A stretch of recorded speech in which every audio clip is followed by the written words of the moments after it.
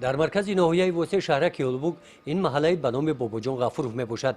از 16 بینای دوشانه عبارت بوده. این بیناها سالهای طولانی روی تعمیر را ندیده بودند.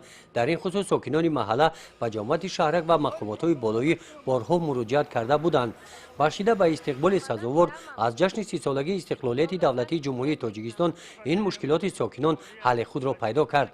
بناهای بلند آشانه از جمله محله به نام باباجان غفورов بر روی خط انشاءات‌های جشنی وارد کرده شد. با سرپرستی مقامات اجرایی حاکمیت دولتی ناحیه و دستگیری صاحبکاران بالاپوش بناها از نو کرده شده گرد و اطراف آن رنگ کرده می شوند.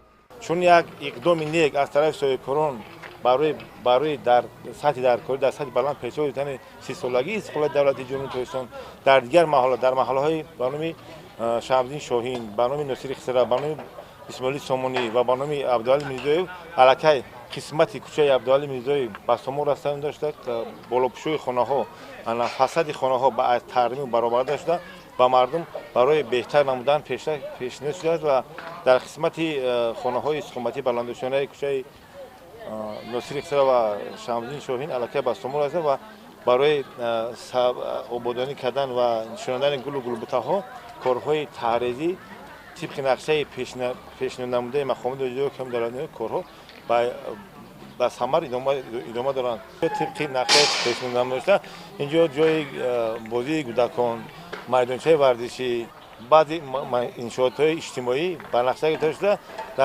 در عمل است که تا 30 سالگی سال دارد با یک منظره